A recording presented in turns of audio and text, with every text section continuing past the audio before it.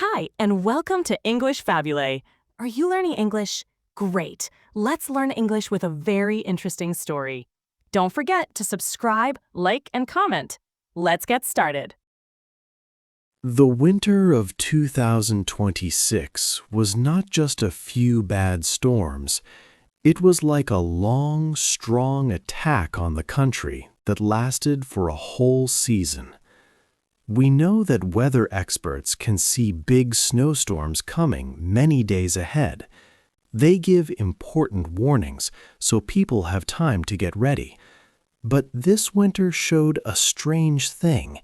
Even with all these warnings, the storm still made us feel overwhelmed and unable to cope.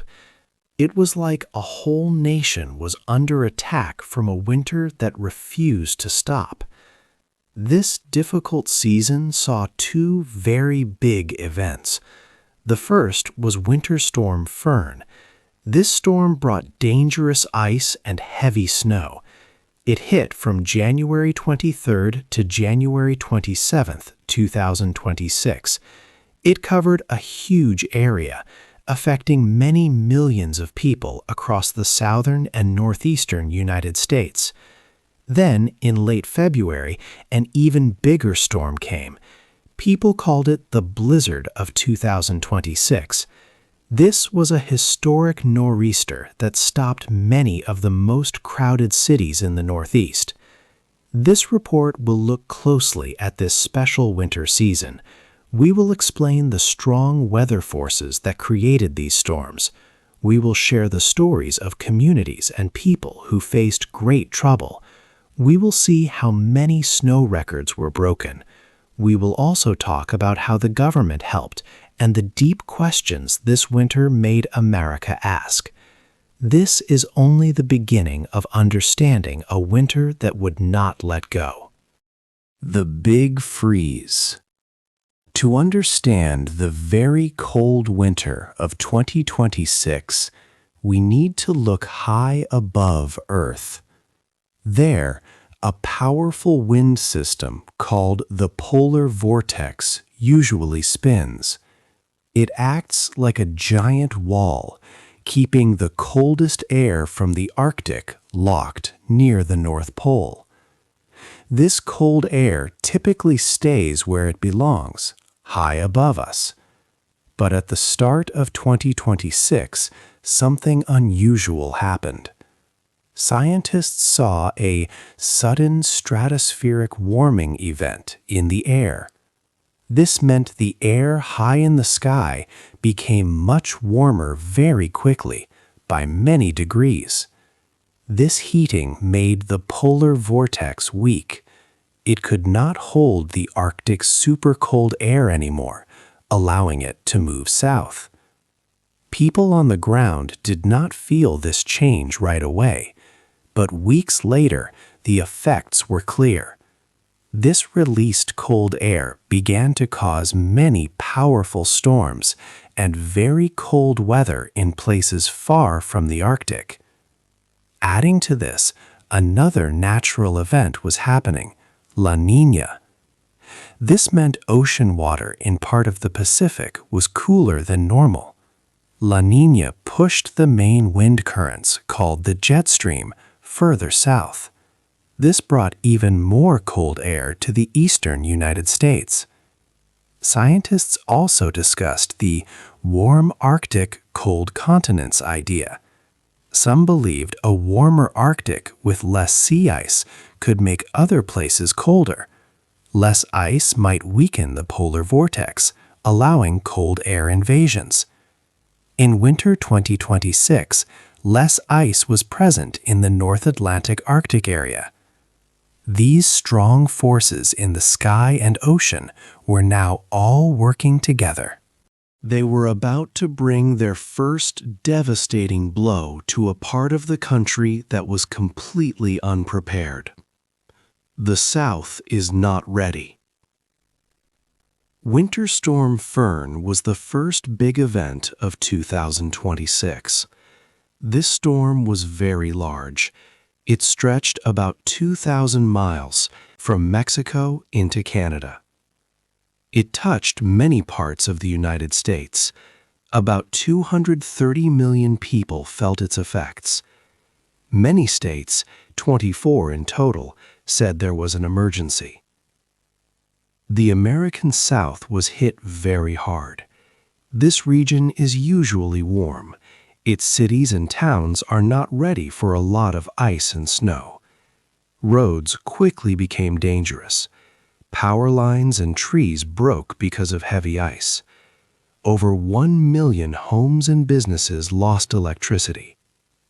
In Mississippi, almost 300,000 people had no power. Nashville, Tennessee had its worst ice storm in many years. 230,000 customers there lost power at once. The storm caused many sad things. Sadly, 171 people died because of Winter Storm Fern. This made it a very deadly storm. Some people died from getting too cold, known as hypothermia. Others died from carbon monoxide poisoning. This happened when people used generators or heaters inside their homes without proper airflow. For example, in Louisiana, 4 people died, some due to carbon monoxide. In North Carolina, a man died from the cold. Businesses had to close for days. Schools stayed shut for weeks in some places. The cost of the storm was huge, at least $4 billion. It showed how weak the local systems were for cold weather. Companies like Entergy had trouble getting power back for everyone. For some, power took a long time to return, into early February. The U.S. government quickly sent help. FEMA, a federal agency, sent aid to states like Mississippi and Tennessee. President Trump approved 12 emergency declarations. This allowed states to get federal help to save lives and property. Just as people in the South started to clean up, a new problem appeared. Weather experts saw another big storm coming. This second storm was heading right for the southeast, where places were still weak from the first storm. It was clear that the winter of 2026 was not over. 4. A monster storm is coming. The southeast faced another severe winter storm in early February, right after the first big event. States like North Carolina, South Carolina, Tennessee, and Virginia saw very heavy snow and bitter cold. Some areas reported snow measured in feet, not just inches. This was highly unusual and set new records for these regions. The storm hit communities that were still struggling from the previous one, tired and facing financial difficulties. It was a clear sign that the relentless winter was far from over. But soon, weather experts turned their attention to the Northeast. They detected a powerful new storm forming off the coast. This was no ordinary storm.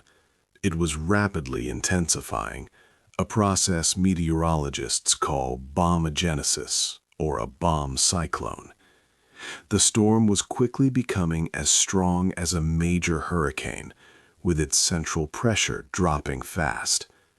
Forecasters issued increasingly urgent and serious warnings.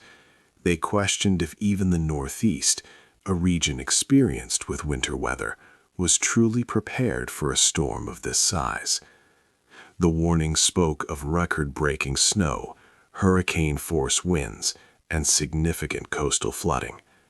Blizzard warnings were then put in place for a vast area, covering all of Delaware, eastern Maryland, New Jersey, New York City, Connecticut, and into southern New England. For New York City, it was the first such warning since January 1996. Boston and all of Rhode Island also received their first blizzard warnings in several years. States like New Jersey and New York quickly declared states of emergency. Officials ordered all non-essential travel off the roads, with bans enforced across affected areas. People hurried to finish preparations, knowing a major event was coming. Then, the storm made landfall. The first reports began to pour in, describing intense snow bands. Snow was falling at a rate of 1 to 2 inches every single hour. The blizzard of 2026 had begun its furious assault on the nation's most populated corridor. Buried in white, the blizzard of 2026 hit the Northeast with its full, powerful force. This was the large storm that meteorologists had warned about for many days. It grew very quickly into what scientists call a bomb cyclone. It brought extremely heavy snow, very strong winds, and freezing cold air to a huge part of the United States. Many millions of people in the densely populated Northeast megalopolis felt the storm's impact as conditions worsened rapidly. Snow fell incredibly fast, sometimes more than 3 inches every hour in some areas. The winds were also very strong, gusting up to 71 miles per hour. These powerful gusts felt like a hurricane. The combination of heavy, wet snow and hurricane-force winds caused huge problems for power lines. Many lines snapped and fell, leaving almost 700,000 homes and businesses without electricity. Along the coastlines, the strong winds pushed ocean water onto the land, causing bad flooding and damaging homes near the sea. Major cities that are normally full of busy life became completely still. Everything stopped. All transportation systems ground to a halt. Important airports in New York, Boston, and Philadelphia shut down. Airlines canceled over 10,000 flights across the country, affecting travel far beyond the Northeast. On the roads, officials put strict travel bans in place, ordering all non-essential cars off the streets. This meant that people could not drive, and highways and local roads were empty, buried under huge piles of snow. The blizzard broke many old snowfall records. Providence in Rhode Island saw its highest snowfall ever, with nearly 33 inches. This was more snow than during the famous blizzard of 1978. Long Island also recorded its largest snowfall in history, with over 29 inches in some towns like Islip and Babylon. Newark, New Jersey, received more than 27 inches of snow, making it the second largest storm in that city's history. New York City's Central Park measured almost 20 inches. These cities were truly buried in white, under a blanket of snow that would take days to clear. This storm completely paralyzed the nation's economic heart. Shops closed their doors. Offices were empty. Schools stayed shut for days, affecting thousands of families. Even famous places like Broadway in New York City canceled all their shows for 2 consecutive days. Daily life for millions of people simply stopped, leaving a feeling of deep isolation. Finally, the huge storm started to lose its power and move away from the northeast coast. The heavy snow and strong winds began to become weaker. An unusual and quiet calm fell over the buried cities, as if the world had paused. People could only hear the soft sound of the wind now, or the distant rumble of a snowplow. The worst of the blizzard was over, but its mark was deep. The full human cost, including potential injuries and the massive damage, were only just beginning to be understood in the eerie silence that followed. 6. The human cost. The great storm moved away, but its effects stayed for days. People now saw the true cost of the blizzard of 2026. 2 people died in Maryland when a tree fell on their car, and another person was badly hurt. These deaths were tragic, but official warnings and travel bans likely saved many more lives. However, many dangers remained. Falling trees, broken power lines, and collapsed buildings were common. Some people got sick from the bitter cold during power outages. Others suffered from carbon monoxide poisoning when they used unsafe heaters inside their homes. Across the Northeast, daily life became difficult. On Martha's Vineyard, an island off Massachusetts, the storm cut people off from the mainland. Over 10,000 homes had no electricity. Ferries stopped running, so fresh food and fuel could not arrive. Grocery stores closed their doors, leaving shelves empty. Strong winds hit 71 miles per hour, and the coast saw flooding. Restoring power was a very slow job. Utility workers had great trouble reaching broken lines because roads were buried in many feet of snow.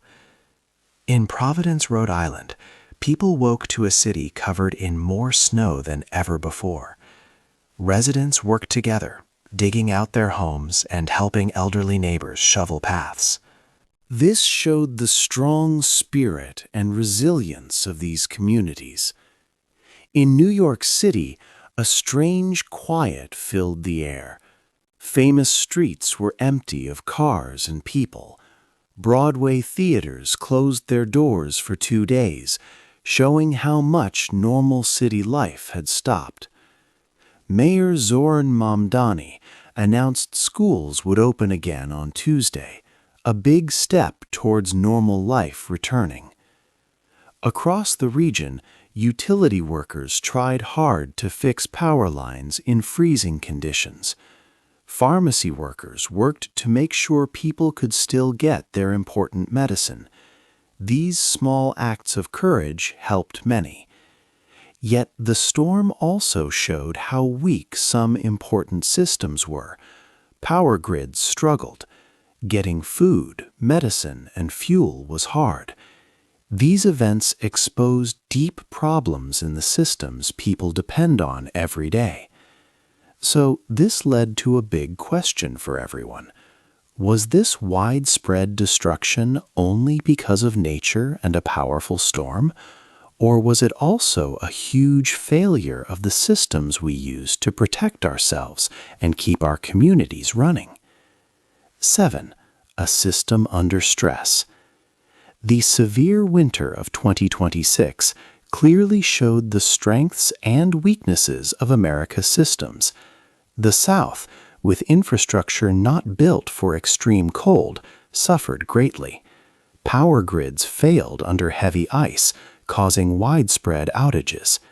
States like Mississippi and Tennessee lacked basic equipment for snow and ice removal. This highlighted a deep vulnerability, similar to the 2021 Texas power crisis, where regions thought severe winter weather was not their concern. In contrast, the Northeast was more prepared. Cities there have faced many big snowstorms. They had plows ready, issued travel bans early, and opened warming centers. The National Weather Service gave warnings for the blizzard of 2026 a week in advance, helping states prepare. Yet, even these experienced systems were pushed to their limits. Almost 3 feet of snow brought daily life to a halt for days. Supply chains for food and medicine were broken, showing that even the best plans can be overwhelmed. Government response included quick emergency declarations. President Donald Trump approved federal aid, allowing states to get resources. FEMA, the federal agency, sent help. But delivering this aid to people often faced delays and bureaucracy. Nonprofit groups and local volunteers often filled important gaps, providing urgent support before larger government efforts could fully start. This showed both speed in mobilization and slowness in direct delivery. This extreme winter also sparked discussions about climate change. Are such powerful storms becoming more common? Some scientists suggest that a warming Arctic could lead to colder, snowier winters in other areas. This idea is called warm Arctic, cold continents. Also, a warmer atmosphere can hold more moisture, leading to heavier snowfalls when cold air arrives. While directly linking every storm to climate change is complex, the exposed weaknesses in our infrastructure are clear, regardless of the storm's ultimate cause. This season highlighted how vulnerable our systems are. If the Northeast, a region experienced with harsh winters, was brought to its knees, what does this mean for the future? The storms of 2026 were a stark warning. If our most prepared regions struggled so much, what will happen when the next, even stronger storm inevitably arrives? This is a critical question for America to address. 8. The new winter. The winter of 2026 will be remembered as a time of great challenge for the United States. It was a winter without mercy, with two huge storms. First was Winter Storm Fern, which brought ice and snow across 2,000 miles. It hit the South hard, a region not used to such cold. Over 170 people died, and more than 1 million homes lost electricity. The economic damage was huge, about $4 billion. Then came the blizzard of 2026, a massive storm that buried the Northeast. Cities like Providence and Newark saw record snow, over 2 or 3 feet deep. This storm caused more deaths and cut power to hundreds of thousands of people. Thousands of flights were canceled, making travel impossible. Scientists are still studying why this winter was so extreme. They talk about the polar vortex, which normally keeps cold air at the North Pole. A warming event in the sky made it weaker, letting very cold air come south. Also, a weather pattern called La Niña played a part. Some scientists also suggest that a warmer Arctic might lead to colder winters in other parts of the world. It is hard to say for sure if climate change directly caused this winter. However, it serves as a strong warning about a future with more unpredictable and extreme weather. This difficult winter showed us many things about our country. The South's infrastructure, like power lines, was not ready for such cold. Even the Northeast, which usually handles snow well, was pushed to its limits. This showed us where our systems are weak. Emergency services, local governments, and federal help, approved by President Donald Trump, worked hard. But delays in aid and broken systems made things harder.